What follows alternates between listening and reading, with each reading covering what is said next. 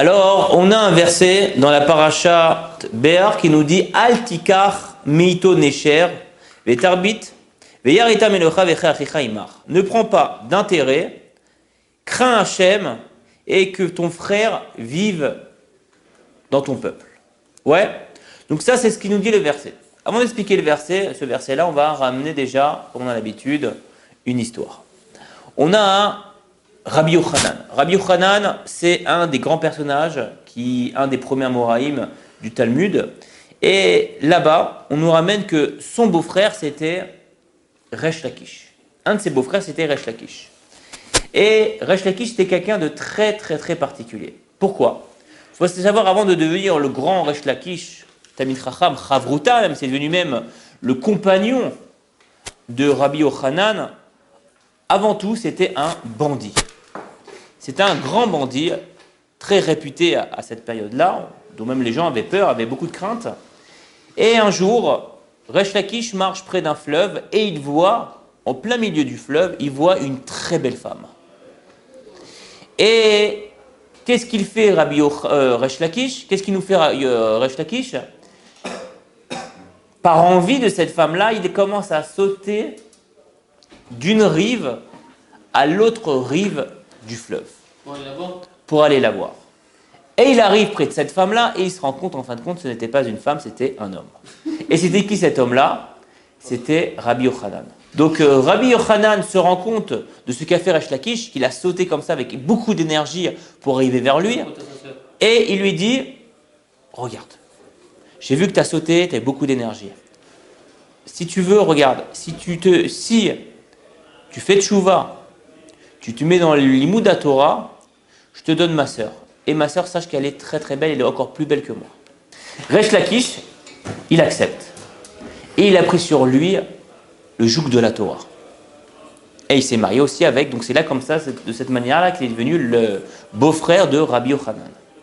Et Resh Lakish, à un point qu'il étudie la Torah, qu'il est devenu même la Chavruta de Rabbi Yochanan, comme on l'a dit.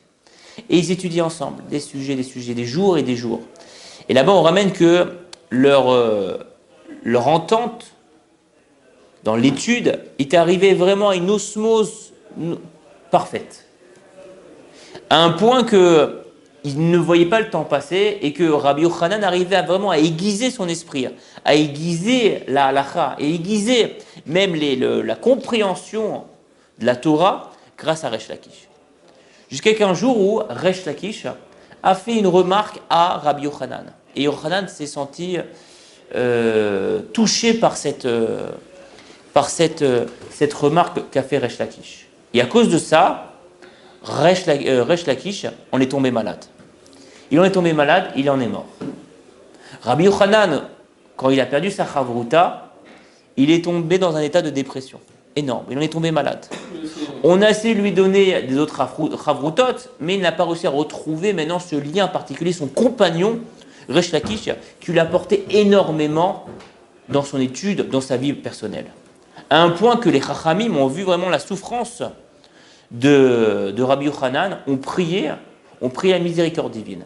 Et Akadosh Baruch Hu n'avait aucune autre solution que prendre la vie de Rabbi Yochanan. Et lui aussi, il en est niftar.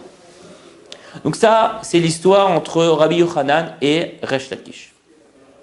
Et ce qui est intéressant maintenant dans cette histoire-là, c'est que ici, on sait, en ce moment on étudie les Pirkei Avot, et là-bas on nous dit qu'un des kinyanim hachashuvim, une des acquisitions importantes, une des conditions importantes pour arriver à acquérir la Torah, la vie, c'est avoir un ami. Avoir un ami, avoir un compagnon. Et en fait, ici on comprend qu'un homme ne peut pas vivre sans un entourage, sans avoir une vie sociale. Dans la vie, par exemple même en coaching, quand on demande à une personne, on essaie de savoir un petit peu le connaître, et bien on essaie maintenant d'étudier ces 5 domaines de vie. Et ces 5 domaines de vie, c'est ce qui va lui permettre d'avoir un équilibre dans sa vie et aussi d'avoir, avoir un épanouissement personnel. de vraiment avoir son épanouissement personnel. Et ça, c'est quelque chose d'important. Donc les 5 domaines de vie, c'est important que vous le sachiez, et c'est important de réfléchir sur 5 domaines de vie où vous en êtes. Et ben, c'est le couple, bien entendu, l'épanouissement personnel, donc tout ce que vous faites pour votre épanouissement personnel, par exemple du sport, ça peut être un exemple, la famille, d'accord, tout ce qui est du domaine tribal, les relations sociales, donc vos amis, etc. Et le dernier aussi au niveau de votre travail. Qu'est-ce que vous faites maintenant dans votre travail? Comment vous en êtes? Dans quel niveau vous êtes? D'accord? Et en fait, ici, on voit qu'il y a un des domaines de vie qui est complètement important, c'est le social. On peut même dire le domaine de vie, c'est pas seulement social, mais ça regroupe peut-être 2 domaines de vie, c'est tout ce qui est de relations tribales, donc tout ce qui est relations amicales, et aussi tout ce qui est famille. Donc ça veut dire que c'est moi vis-à-vis des autres. Et on voit que c'est dans mon équilibre personnel, ça joue une part très très très importante. Un point que Rabbi Yochanan, qui a perdu son équilibre, on va dire, social, d'accord, il a perdu son compagnon, qui en un point qui ne pouvait plus vivre. Il était arrivé dans un état de vraiment être malade, il est tombé malade, un point que Chachamim ont prié pour lui pour qu'il parte de ce monde. Il ne pouvait plus vivre. Ouais. Donc on voit ici que déjà premièrement, l'entourage, mes chers amis, c'est quelque chose de ikari, essentiel pour une personne. À un point, hein, c'est qu'une personne qui vit seule, qui vit dans la solitude, peut tomber malade, donc premièrement, sa santé mentale est touchée, à un point que même sa santé physique, en prend un coup. Donc on voit même aujourd'hui au niveau scientifique, on arrive à prouver, on arrive à voir que le domaine amical, donc les relations sociales que je partage, donc ce que je partage avec les autres, c'est essentiel pour ma vie. Et on va expliquer pourquoi. D'accord? La paracha, je vous rappelle maintenant le verset qu'il y avait dans notre paracha, c'était ne prends pas maintenant d'intérêt chez ton prochain, chez ton frère, crains Kadosh Baruch Hu et fais vivre ton frère dans ton peuple. D'accord? Donc vraiment fais-le vivre. Et ici, on comprend quelque chose de très très particulier, c'est qu'on voit que déjà la crainte d'Hachem dépend de comment moi je vais me comporter avec mon prochain.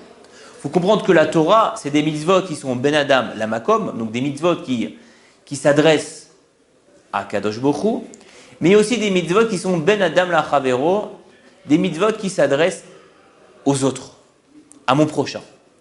Et ici, le verset nous dit, prends pas de ribit, ne prends pas d'intérêt. Fais vivre ton frère, crains Hachem. C'est-à-dire que la crainte d'Hachem passera aussi par les mitzvot que j'ai vis-à-vis de mon prochain. Et ça fait partie en fin de compte du destin d'Akadosh Baruch Hu, ça fait partie du dessein, ça fait partie du projet d'Hachem. C'est que pour se rapprocher de moi, tu dois vivre dans cette société, tu dois vivre dans cet entourage, tu dois vivre avec ce qui t'entoure afin de t'élever, afin d'être proche de moi. D'accord? Et c'est ce que nous dit la paracha. D'accord? C'est que premièrement, toi maintenant, ça veut dire que la vie de ton prochain dépend de toi. Et toi, ta vie, elle dépend de ton prochain. Et c'est ce qu'elle nous dit la paracha. C'est-à-dire que le fait de le soutenir, ça vient te prouver que lui sauver la vie, c'est ta responsabilité. Et plus que ça. C'est que le condamner à mort, c'est aussi de ta responsabilité. Si demain je ne soutiens pas une personne qui est dans une mauvaise situation, je ne lui donne pas tout ce qu'il faut pour le soutenir, même si vous pouvez appeler ça indirectement, vous êtes responsable. Vous serez responsable. Parce que ma vie, elle dépend de sa vie, et sa vie, elle dépend de la mienne. C'est ce qui veut dire que si toutes les interactions qu'il y a autour de moi, elles ont été faites pour moi, parce que le monde a été créé pour moi, ça vient aussi montrer autre chose, c'est que moi, j'ai une très très grande responsabilité dans ce monde-là. Que si maintenant le monde a été créé pour moi, comme la Gemara dit, Bijviliano Nivar Olam, c'est que moi maintenant j'ai une responsabilité, parce que le monde, c'est moi qui dois le faire tourner comme il se doit. J'ai une responsabilité. Donc si j'ai une responsabilité dans ce monde, j'ai automatiquement une responsabilité vis-à-vis de l'autre. D'accord? Donc en fait, c'est toutes ces interactions-là qui vont faire vivre moi, mais qui vont faire vivre l'autre, et donc qui vont faire vivre le monde. Remarquez que quelqu'un qui commence à avoir une certaine maturité, un certain âge, la première chose qu'il veut faire, c'est quoi? C'est se marier, construire une maison. Se marier, quand je dis se marier, c'est construire une maison. Avoir des enfants, créer, donner, partager. C'est la première chose qu'il a envie. Et le Rav Wolbe, il nous explique dans son livre, dans Alishour, dans le Chelek, dans le deuxième Chelek Sheni, dans la deuxième, son fils ou dans quelle partie, il écrit comme ça. Donc le Rav Wolbe ramène dans son livre, le Alishour, Chelek Sheni, il dit il y a quelque chose de magnifique, extraordinaire. Le Lachon HaKodesh, donc la langue sainte, l'Ivrite, l'hébreu, c'est la seule langue dans toutes les langues qui existent dans le monde où on écrit le mot la vie, donc la vie, au pluriel. Comment on dit la vie au pluriel? Chaim. C'est un mot pluriel. Prenez toutes les langues qui existent dans le monde, vous ne verrez jamais le mot Chaim au pluriel. La vie. Et qu'est-ce que ça va nous enseigner? C'est que pour que ma vie existe, il faut qu'elle soit au pluriel. C'est quoi au pluriel? C'est-à-dire qu'elle est dépendante d'autres vies. Réellement, c'est ce qui se passe dans notre vie. Regardez, c'est que depuis qu'on est jeune, ouais, on partage des choses avec ses copains. Après, quand on se marie, on partage des choses avec son épouse. Après, on partage des choses dans son travail. On partage des choses, par exemple, avec ses enfants, etc., etc. Donc, on voit que notre vie ne passe seulement par l'interaction qu'on a avec des gens autour de nous. Des gens plus proches et des gens moins proches. Et ça, c'est quelque chose de très important. C'est que on voit que même la réussite d'une personne, donc ça dépend, c'est sûr, c'est 20% de réussite, mais il y a 80% qui dépendent de, on appelle l'intelligence émotionnelle. C'est quoi? C'est que moi, maintenant, comment, voilà, je vais ressentir les émotions là. On l'a tous. Maintenant, il y en a qui l'ont mieux développé que d'autres. Et quand on parle d'intelligence émotionnelle, on parle bien entendu aussi d'empathie. Ressentir, au fond, nous-mêmes, ce qu'elle ressent, la personne. C'est de se dire, comme si j'étais à sa place. Comme si j'étais à sa place, je ressens la même chose. Et si je ressens dans les douleurs, je dois aussi le ressentir dans la joie. Et il y a une histoire extraordinaire comme ça de quelqu'un, vraiment un personnage qui avait vraiment réussi à vivre ça vraiment intensément, c'est le Rav Shlomo Zalman Auerbach. Rabbi Shlomo Zalman Auerbach était à l'hôpital, ici en plus à Yerushalayim, et il vient de perdre sa femme, son épouse. Et donc, il faut imaginer, son épouse, à un point, il faut savoir que son épouse était tellement en osmose ensemble, c'est que le jour de l'enterrement, il a dit on a l'habitude de demander pardon à la personne qui partit. Il dit moi j'ai sur rien, je ne sais pas sur quoi te demander pardon. Tout a été parfait. Vous voyez un peu le niveau ou pas? Et donc le Rav Wolbe, il descend les escaliers parce qu'il vient de perdre sa femme, il rencontre un de ses élèves. Et l'un de ses élèves commence à le prendre dans les bras, il dit Kvod Rav, je viens d'avoir un bébé, je viens d'avoir un garçon. Et le Rav, il commence à chanter, danser dans les escaliers avec lui, il commence à l'embrasser, je suis super content, vraiment partager sa simcha. Et le lendemain, le jeune, il va voir le Rav, excusez-moi, je suis vraiment désolé de ce qui s'est passé la dernière fois, je ne savais pas, j'étais moi à l'hôpital, je vous vois là-bas, je ne savais pas que vous venez par votre épouse, etc. etc., etc. Le Rav Shlomo Zalman Auerbach, il lui répond, il dit, sache que la peine que je ressens, elle ne concerne que moi. D'accord? Et maintenant, moi, je te vois en joie, en simcha, parce que tu vas avoir un heureux événement. Je n'ai pas maintenant à arriver et briser comme ça et commencer à, entre guillemets, à prendre moi ce que je ressens et te le mettre comme fardeau. Pas du tout. Maintenant, toi, tu es en joie. J'ai une mitzvah, moi. J'ai un devoir de partager ta joie, de la faire vivre, d'être empathique avec toi. Vous me suivez? Donc on voit vraiment comme ça une des natures comme ça assez vraiment unique qui existait comme ça chez le Rav Shlomo Zalman Auerbach. D'accord? On ramène l'histoire au sujet de Choni Hamahagel qui un jour arrive devant un caroubier et voit comme ça un homme en train de planter ce caroubier. Et il dit à cet homme-là, il dit, excuse-moi, combien de temps ça prend pour donner des fruits le caroubier? Et qu'est-ce qu'il répond? L'homme, il dit, ça prend 70 ans. Et Choni Hamahagel, il dit, mais penses-tu vraiment que tu auras la chance de voir ces fruits-là? Et il dit non.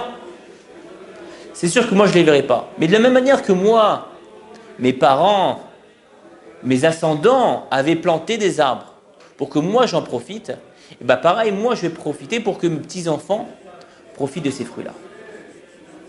Et lui, Choni, il ne comprenait pas. Il dit, mais attends, je ne comprends pas. Entre guillemets, mais quel intérêt? Je ne comprends pas ce message-là. Qu'est-ce qui s'est passé? Ouais, il est parti s'asseoir pour se restaurer et il s'est endormi.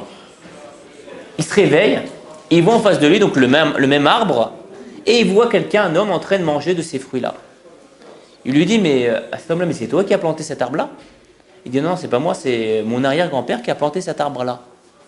Il dit, et quoi? Il dit, j'en profite des fruits aujourd'hui. Et là, il s'est rendu compte qu'il s'était endormi. Il s'était endormi pendant 70 ans. Il arrive. 70 ans? Il arrive là-bas, il arrive chez lui. Ouais. Bon, là-bas, on ne l'a complètement pas reconnu, parce que bon, c'est 70 ans qu'il a disparu, on ne sait même plus qui il était. Donc, il a dit, bon, je vais aller quand même au Beth Midrash. Il arrive au Beth Midrash, il entend parler comme ça, les divrei Torah, les chachamim en train de parler, etc. Et il disait, voilà, on a eu la réponse par Choni Hamagel, on a eu la réponse par Choni Hamagel, etc. Et il arrive à les voir, il leur a dit, écoutez, mais c'est moi Choni Hamagel. Il le regarde, il rigole, et il dit, bien sûr. Et donc, ils n'ont pas donné de kavod, ils l'ont mis de côté, ils l'ont même pas calculé. Et de tsar, de souffrance, il dit à Hachem, écoute, regarde, chavruta ou metuta. Soit j'ai une chavruta, j'ai un compagnon, je veux dire que je partage des choses, ou soit metuta, ou la mort. Comprenez ou pas? D'ici, on voit, c'est que quelqu'un maintenant qui est séparé de la société, il ne peut plus vivre. Et Choni Hamagel avait compris ce principe-là. Donc maintenant encore, pour terminer une histoire encore, on va parler de l'histoire de Yov. Yov, c'était un grand chassid, et qu'à un point que Akadosh Baruch Hu a dit, sache qu'il n'y a pas comme Yov. Un point que le Satan, il va le voir et dit, mais tu n'exagères pas un peu, Hachem? Moi, laisse-moi l'éprouver, tu vas voir. Tu vas te tromper sur lui. Et il est parti. Mais Hachem, il dit, écoute, regarde, je te donne une seule condition. Une condition. Tu ne touches pas, voilà, comme ça, il lui donnerait, Ach et nafsho chez mort. Par contre, sa vie, tu fais attention. Tu la touches pas. D'accord? Le Satan, il a pris sa femme. Le Satan, il a pris ses garçons. Le Satan, il a pris ses filles. Il a pris ses biens. Il a pris sa richesse. Il a envoyé des maladies. Il l'a mis dans un piteux état. Ouais. Donc le Rosh Shiva de Slavotka, il pose une question. Il dit, on voit que le Satan, il a touché dans tous les domaines de vie à cette personne-là, à Yov. Il dit, mais par contre, il y a une seule chose qu'il n'a pas touchée. Et on voit d'ici que cette chose-là, c'est une chose qui est essentielle, c'est un domaine essentiel pour la personne. C'est quelque chose qui est primordial. Et qu'une personne qui n'a pas ça, sa vie, elle est en danger. Et quand maintenant Akadosh Baruch Hu, il dit, regarde, tu peux tout faire avec Yov, mais une seule chose, tu ne prends pas, c'est sa vie. Tu ne touches pas à sa vie. Et là-bas, c'est quoi le sens? Si vous lisez maintenant Yov, vous allez voir, c'est une discussion entre lui et ses amis. Sa vie ne peut exister seulement s'il a des amis. S'il a une interaction, s'il a son entourage, c'est quelque chose qui est essentiel pour Yov. Et que si le Satan ne l'a pas touché, c'est pour nous dire que c'est sa vie. La vie passe par l'interaction, par ce que j'ai par mes amis. Et si j'ai pas ça, Chas Shalom, c'est quelqu'un qui est en danger de mort. C'est quelqu'un où sa vie est en danger, réellement. D'accord? Donc voilà, c'était vraiment le sujet aujourd'hui. Donc vraiment venir par rapport à notre verset qui est écrit dans la paracha de la semaine, c'est Altikar mito neshav et arbit viareta meloecha vecha imach. Ne prends pas d'intérêt, ne profite pas de la faiblesse de la personne en face de toi.